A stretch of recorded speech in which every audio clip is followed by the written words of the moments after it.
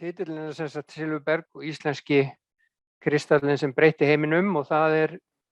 líka titillinn á bók sem að kom út árið 2020, haustið 2020 og sem að ég og faðir minn sem sagt Leó Kristjánsson skrifuðum saman og hann lést reyndar þarna vorið 2020 en þá hafði hann eytt einum 25 árum í að safna saman heimildum afdrif þessa íslenska silfurbergs og kannski enginn sem að hafði almennilega áður gert sér grein fyrir hversu gríðarlega mikil áhrif það hafði haft bara á sögu vísinda og tækni hátt í 300 ára yfir hátt í 300 ára tímabil. Þannig að þetta var gríðarleg vinna sem að hann lagði í að sanga að sér þessum heimildum og taka saman svona í skýrslu upp á nokkur hundruð síður sem að hefur verið aðgengileg á netinu. Hann lagði þetta nú bara út og þar sem að heimildaskráin telji 4.000 eða 5.000 heimildir en mér fannst þessi saga vera það merkilega að hún þyrfti nú líka að koma svona meira fyrir augu almennings eða væri gaman að geta sett það á eitthvað form sem væri svona aðgengilegra hinn almenna lesanda þannig að við lögðum í það þarna 2016 að byrja að skrifa þessa bók og hún fléttar svolítið saman sem sagt sögu þessa Silfurbergs við þá sögu vísindana á sama tímabili og Íslandssöguna. Af því að í þessu tveimur sviðum annars vegar í sögu vísindana og hins vegar í sögu Íslands náttúrulega mjög margt sem að gerist þarna á þessu tímabili sem að spannar frá seinni hluta 17. aldar og fram á þá 20. En Leó sjálfur hann fór eftir menntaskóla tók stúdentspróf í MA og flutti síðan til Skotlands og byrjaði að læra eðlisfræði en svo fékk hann sumarstarf með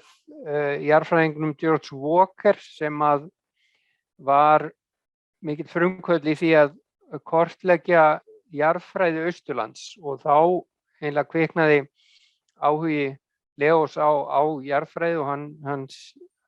skipti síðan yfir í framhaldsnám í jarðeðlisfræði og starfaði síðan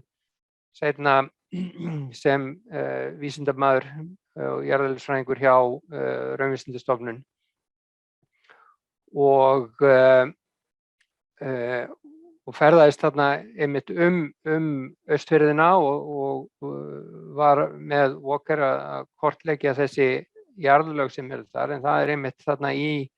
Reyðarfirði þar sem að fundarstaður þessa Silfurbergs var og þá sögu hægt að rekja aftur til 1668 þar sem að í raun og veru fyrsta skráða heimildum að það sé þarna í Reyðarfirði að finna einhvern merkilegan hlut og hér sem sagt tilskipun frá Danakonungi Friðriki III að það skuli sendur steinhöggvari til Íslands til að sækja það sem stendur þarna hinn íslenska kristall og þetta hefur verið talsvert fyrirtæki átt að taka 6 mánuði og það svo sem liggur ekki fyrir alveg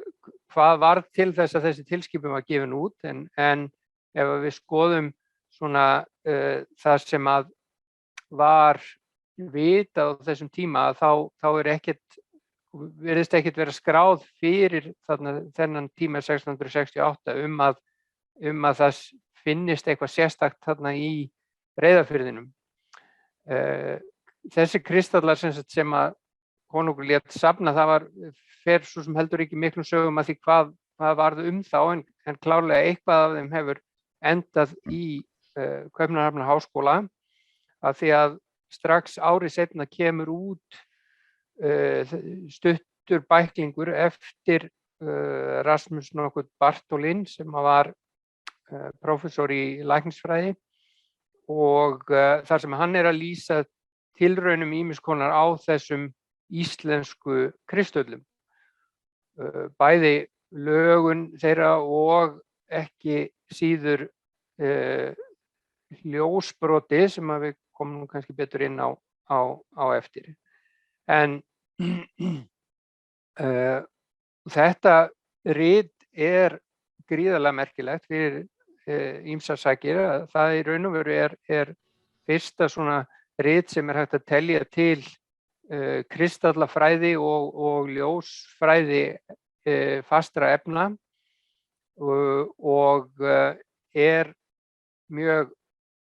vandlega unnið, og það kannski undarlegt að prófessor í læknisfræði hafi verið að stúdera kristalla, en það var nú þannig á þessum tíma að háskólamenn voru að grautast í öllum mögulegum fögum, og hann, Rasmus Bartholin, var nátengdur inn í mjög mikla mennta fjölskyldu. Bróðir hans var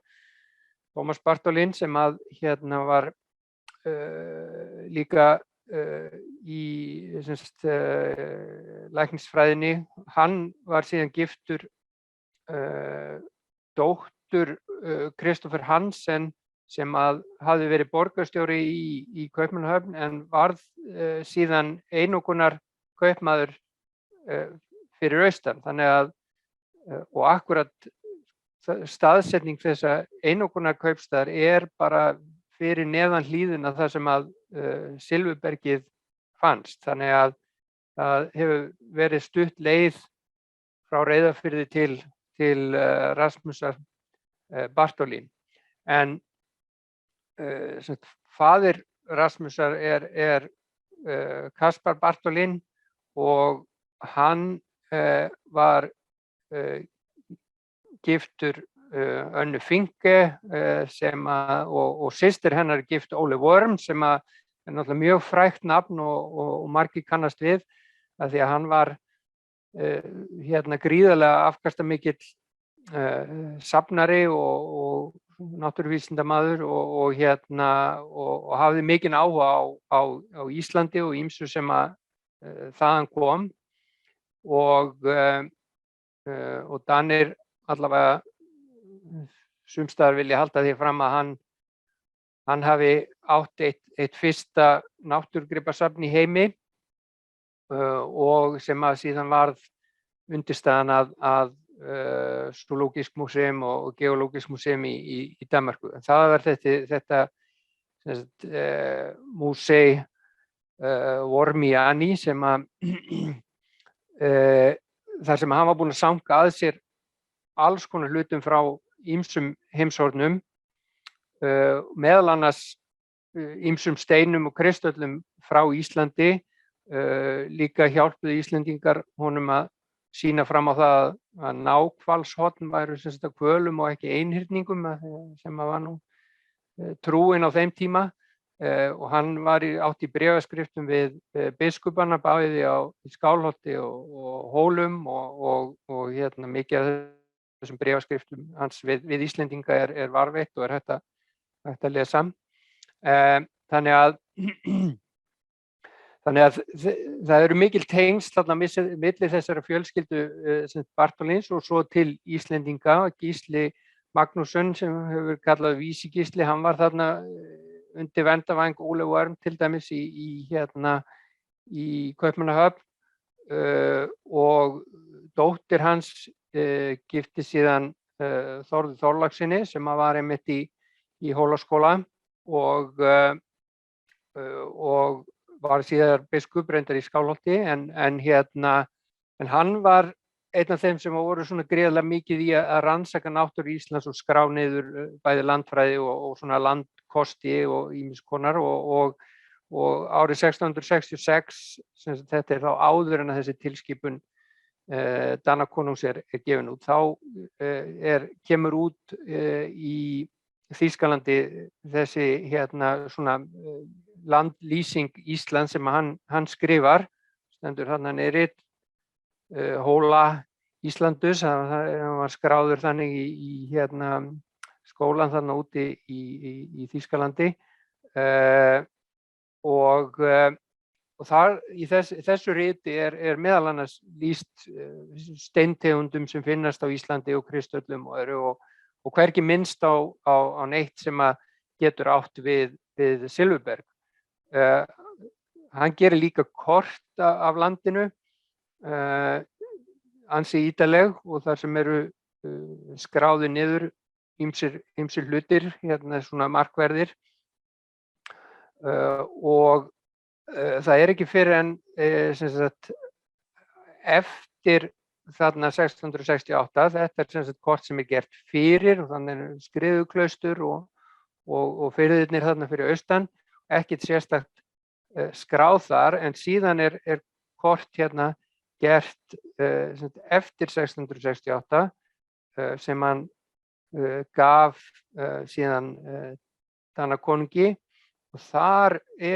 búið að skrá eitthvað við Reyðarfjörð og frumritið af þessu korti í vörslu Árnastofnunar í dag og ég lét nú rýna í þetta og það stendur sem sagt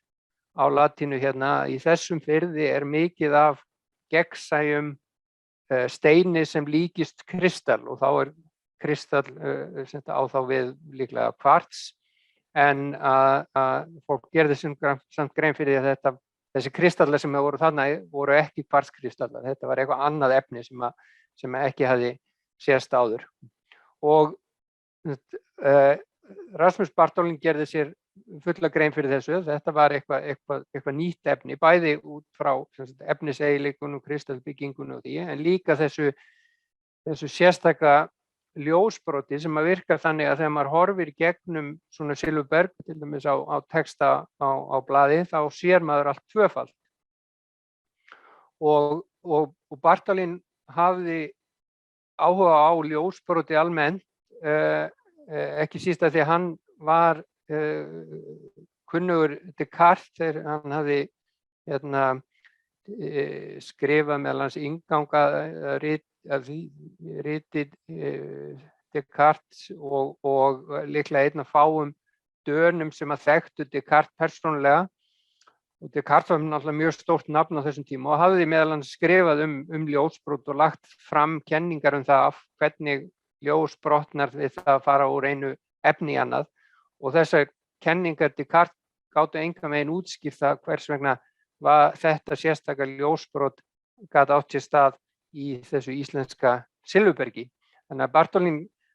gerði sér strax grein fyrir að hér var eitthvað mjög merkilegt á ferðinni þó hann gæti sjálfur svo sem ekki útskýrt það en hann sendi samt eintök af þessum kristöllum út alla jarðir til þeirra vísindamanna sem hann gat komist í samband við og það var Christian Huygens í Hollandi sem að síðan lagðist yfir þetta Silfurberg og smíðaði í raun og veru kenningu útbreiðslu ljós sem að gat útskýrt tilurð þessa tvöfalda ljósbrots og þetta algjört tímamótaverk í ljósfræði sem að eins og stendur þarna á forsíðunni fjallar að mjög miklu leyti þennan íslenska kristall. Hann var ekki kominn með neitt sérstakt nafn annað á þessum tíma, heldur bara var þetta sem sagt efni sem að hegðaði sér ólíkt öllum öðrum efnum sem þekkt voru á þeim tíma og gaf þessum hollenska vísindamanni í raun og veru svolítið nýja sýn á það hvernig ljós hegðar sér í föstum efnum. En það voru nú ekkert allir sáttir við þessar kenningar hans og einn af þeim var Isaac Newton sem hafði sínar eigin hugmyndir eðli ljóssins og hvernig það hegðaði sér í efnum og þær pössuðu ekki almennilega við þessar kenningar þessar hollendings. Þannig að Newton og aðrir vísindamenn í Englandi eiginlega svona ýttu þessum kenningum hollendingsins hálfpartinn út af borðinu og Newton passaði sig alla tíð að segja bara sem minnst þetta Silfverberg af því að Silfverbergið í raun og veru gat afsannað hans eigin kenningar eðli ljóssins. Þannig að það ekki, hann skrifaði heilmikið rit ljósfræði en það ekki fyrr en í seinni útgáfum að það kemur einhver smá svona neðanmálsgrein, getur maður sagt, íslenskt Silfverberg hjá Newton. þar sem hann að velta fyrir sér að kannski sé nú ekki, kannski liggi nú ekki endilega alveg allt ljóst fyrir varðandi það hvernig ljósið hegðar sér. En af því að Newton var orðið svo stórt nafn í vísindunum þá þorði nú enginn að andmæla hans kenningum sérstaklega og í raun og veru varð voða lítil framþróun næstu 100 árin á eftir í því að skilja hegðun ljóssins í Silfurberginu. Það voru ákveðin skref tekin samt í að skilja kristalbyggingu og svoleiðis á 18. öldinni. En það í raun og veru ekki fyrr en eftir 1800 að eitthvað aftur fer að gerast í þessum málum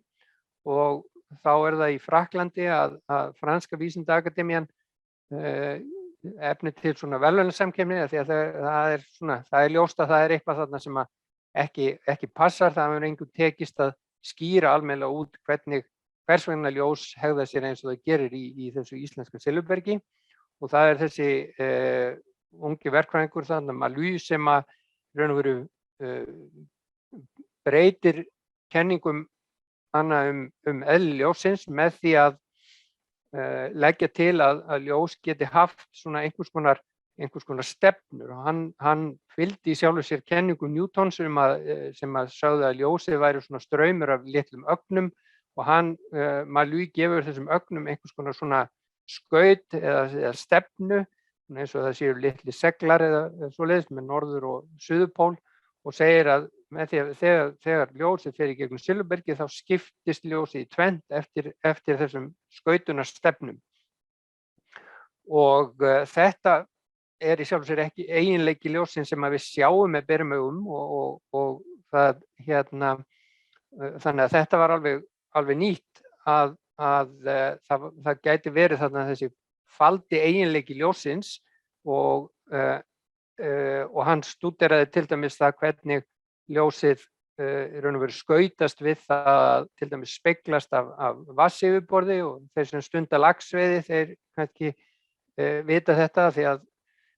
það hægt að nota svona skautunargleraugu til þess að sjá betur ofan í vatnið með því að útiloka einmitt þessa skautunarstefnu ljóssins sem að speglast af vatnsyfirborðinu þannig að maður sjáu betur ofan í vatnið.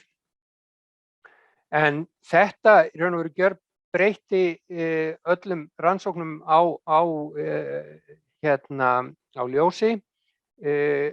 á þessum tíma og sá sem næstu tók við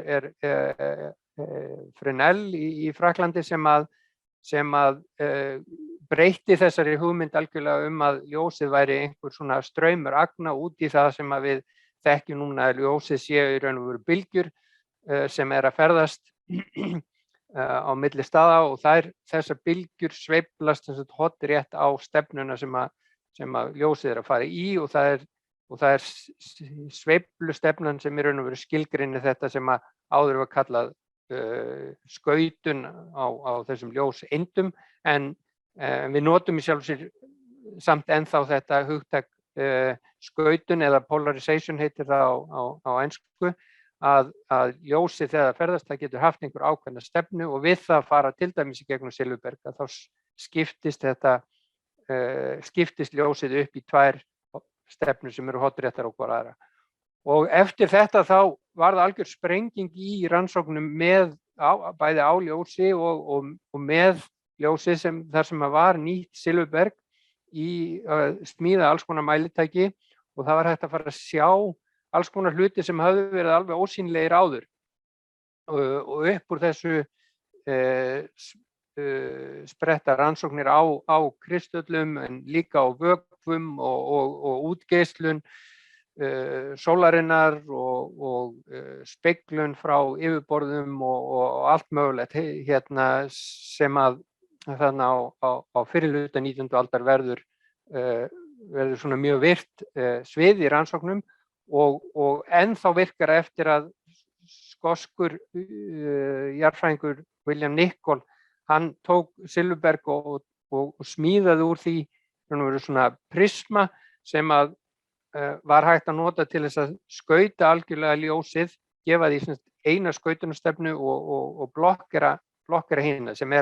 akkurat sama og við gerum í dag með því að vera með svona Polaroid gleraugu. Og upp úr þessu spretta síðan rannsóknir meðal annars í efnafræði uppbyggingu sameinda, í raun og veru vísbendingar það að sameindir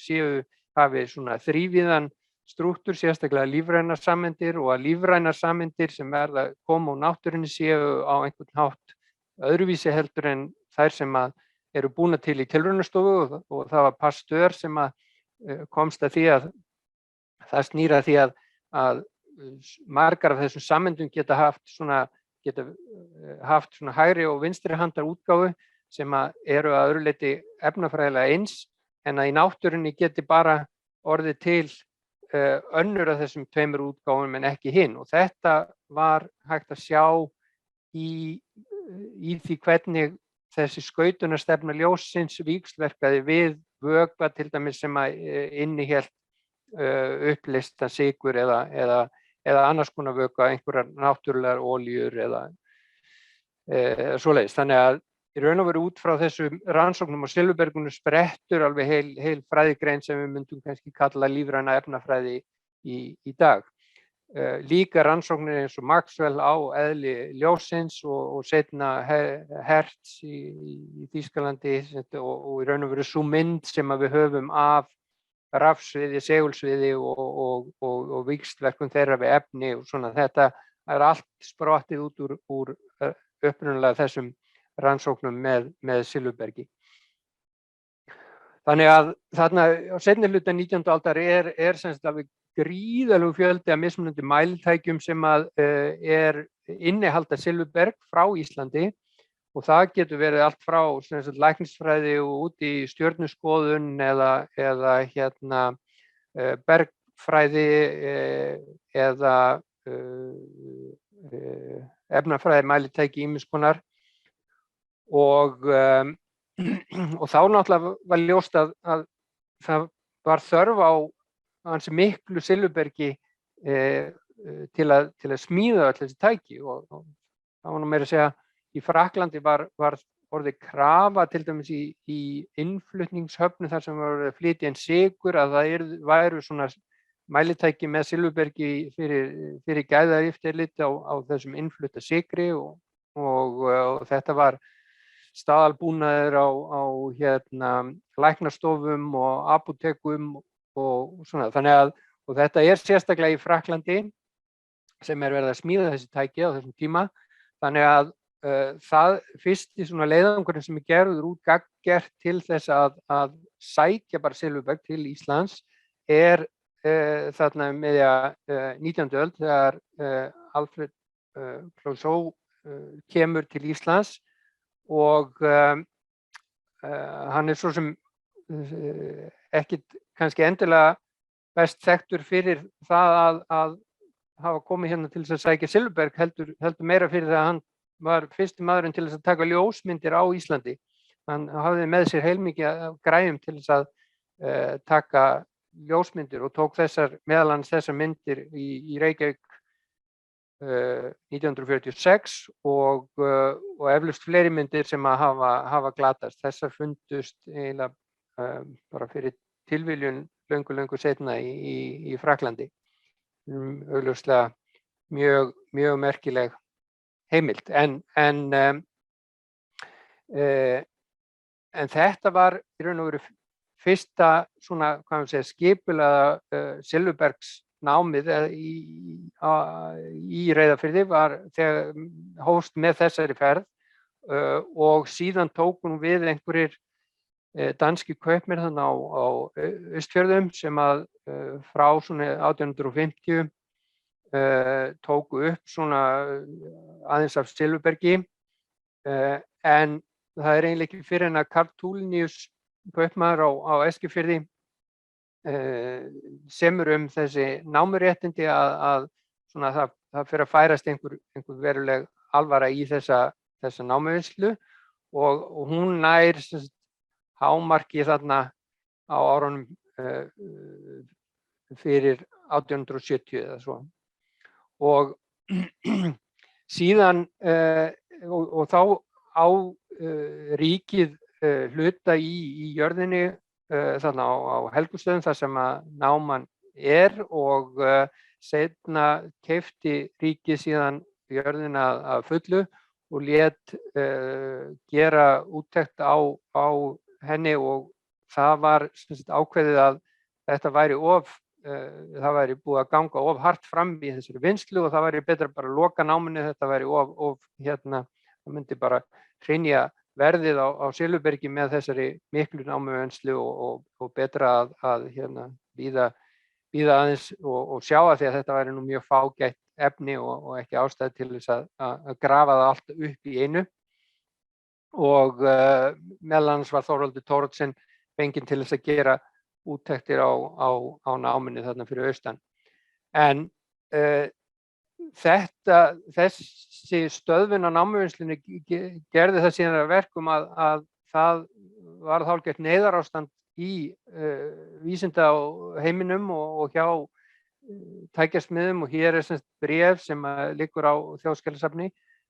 skrifað af forseta breska vísindafélagsins til Íslands ráðherrans í Kaupmannahöfn þar sem verið að biðla til yfirvalda að gera nú eitthvað í að hefja þessa námuvinnslu að nýju af því að það horfi til vandræða í ljóstækni heiminum út af skorti á Silfurbergi. Þannig að það er gerður samningur aftur við Tulinius og þá erum við komin inn á landshöfðingja tímabilið, þannig að hann er undirritaður af Magnúsi Stephensen og þeir síðan feðgar Karl Tulinius og Thor Tulinius hafa einkarétt á þessari námuvinnslu fram til 1910. Og á þeim tíma væntanlega þá selja þeir meðal annars þennan stóra kristall til náttúrugripasafnsins í Bretlandi, þar sem ennþá er hægt að sjá hann og reyndar á náttúrugripasöfnum allan heim eru stóri silfurbergskristallar sem hafa þykja mjög mikill fjársjóður. En það sem gerist síðan er að þarna á þessum tíma þá fer Alþingi allt í einu að vakna upp við það að hvað séu í raun og veru mikil verðmæti að spila þarna í þessari námu og þá gerist það eins og oft vill vera að pólitíkur sem finnst nú ekki endilega gott að þessir kaupmenn þannig fyrir austan sitji að þessum námuréttindum, þannig að það er ákveðið að bjóða þetta upp og þá er Björn Jónsson sem ráðherra og hann lætur bjóða út námureksturinn og það kemur tilboð frá Tuliniusfeðgum en síðan annað aðeins betra tilboð frá öðrum aðilum. Síðan en hins vegar urðu svolítið vandræði af því að í þessum samningi sem hafði verið skrifað undir áður þá sagt hvernig eiga deila ágóða af sölu Silfurbergsins milli ríkisins og þeirra sem sjá námureksturinn, en það hvergi minnst á hver eigi allar birgðir af óseldu Silfurbergi og þær voru á þessum tíma orðnar gríðarlega miklar og þeir sem ætluðu sér að taka við þessum námurekstri eftir Tulinius þeir töldu sig geta gengið að þessum birgðum. Þær voru þá búið að flytja mikið aðeins til Kaupmannahafnar og það var Magnús nokkuð Blöndal gerður út til að fara til Kaupmannahafnar og sækja Silfurbergið og ég fann þetta kostulega símskeyti sem kemur tilbaka til ráðherra frá Kaupmannahöfn frá Magnús Blöndal þar sem hann segir stutt og laggott: Tulinius neitar að afhenda Silfurbergið, telur sig eiga helminginn, hvað skal ég gera? Og það var úr að þessu var skipt, þannig að Tulinius hélt helmingnum að þessum birgðum sem hann átti þarna út í Kaupmannahöfn, helmingur fluttu til þessara nýju leyfishafa og helmingurinn af því aftur til ríkisins, en með þessum gjörningum þá í raun og veru gaf ríkið frá sér til þessara einkaaðila alveg gríðarlega fjárhæðir og það var upp í fótur og fitt á Alþingi og á endanum voru settar á rannsóknarnefndir í bæði efri og neðri deild sem fjölluðu þetta Silfurbergsmál og hann Björn Jónsson sagði nú síðan af sér áður en það hann var bara hreinlega settur af því að þetta var svona fleiri mál sem hann hafði lent í sem hann þótti hafa farið svona miður vel með sitt vald sem ráðherra. En þessi nýju aðilar höfðu í sjálfu sér aldrei nein plönum að sjálfur að standa í námurekstri, heldur voru réttindin bara seld úr landi og það var fyrrverandi fransku konsúll sem fékk þau réttindi síðan í hendurnar, Riouan, og hann vann eitthvað af Silfurbergi þarna á árunum fyrir stríð en svo hvarf hann nú að landi brott og hans saga verði ekki lengri hér. En eftir það þá ákvað að ríkið að taka nú að sér þessa námuvinnslu og gera þetta bara út á reikning ríkisins. Og þá var ráðinn námuverkfræðingur Helgi Hermann Eiríksson sem hafði lært í Skotlandi og hann taldi það vænlegast að láta grafa heilmikil göng undir gömlu námuna sem sést hérna. Þessi náma sem kölluð var í raun og veru ekki annað en bara hóla í jörðinni, það sem hafði verið grafið niður með Silfurbergsæðinni, en hann taldi betra að reyna að nálgast Silfurbergið neðanfrá eða innan úr fjallinu, þannig að það fór þarna heilmikil tími að grafa þessi göng sem ennþá hægt að skríða inn í dag. Það er nú ekki hægt að standa uppréttur í þeim en það er hægt að komast þarna 70 metra inn í fjallið. En þessi vinna skilaði í raun og veru aldrei miklu af því að þetta leyti þá fór að berast Silfurberg frá öðrum stöðum, fyrst frá Suður-Afríku og síðan fleiri stöðum heiminn og þá í raun og veru lýkur þessu tímabili sem spannaði þó samt yfir heil 250 ár, þar sem eini fundarstaður svona tærs Silfurbergs hafði verið á Íslandi, þannig við Helgustæði. Og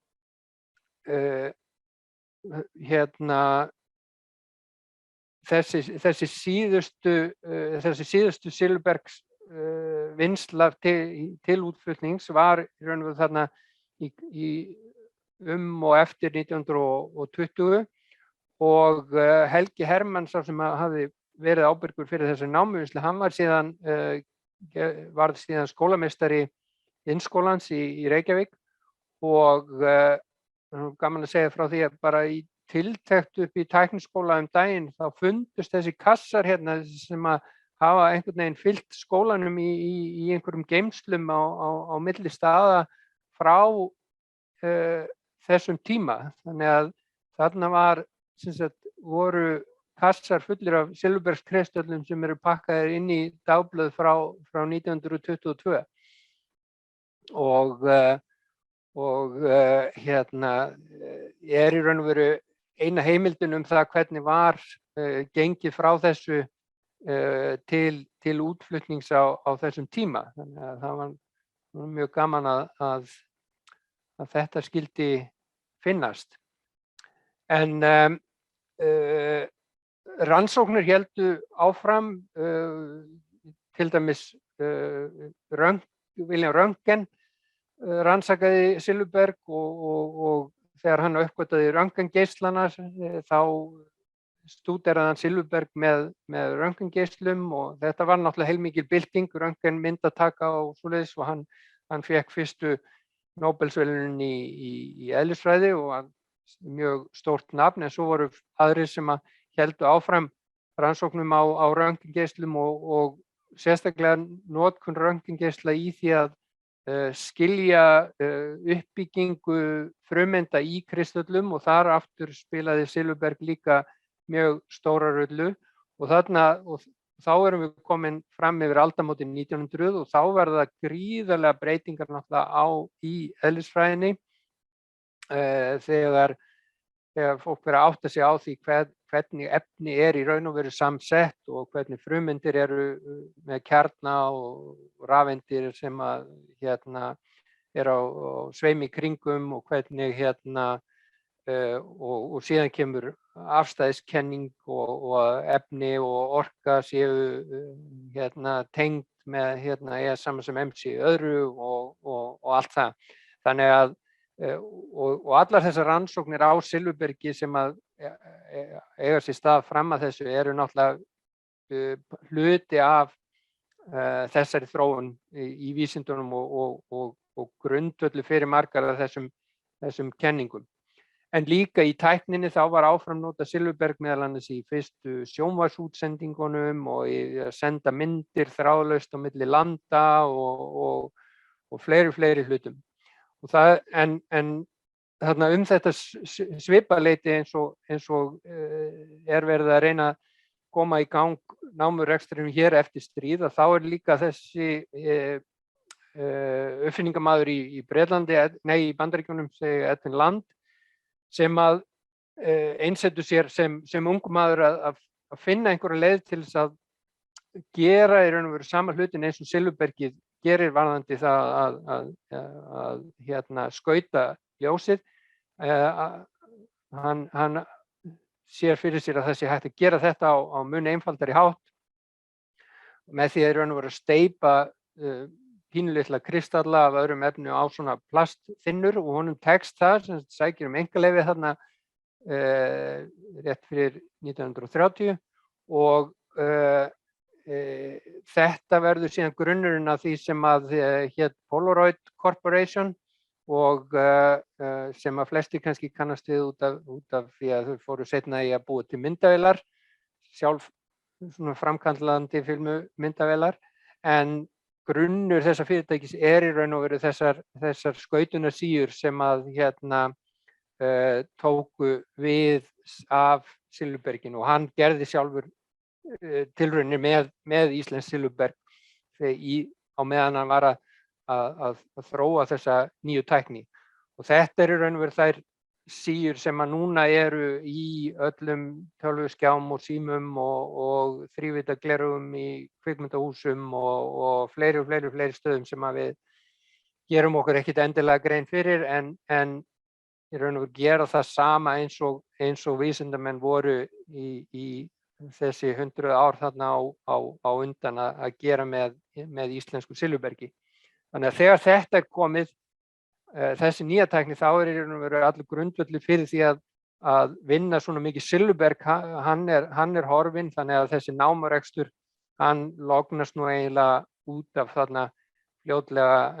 eftir 1920. En náman er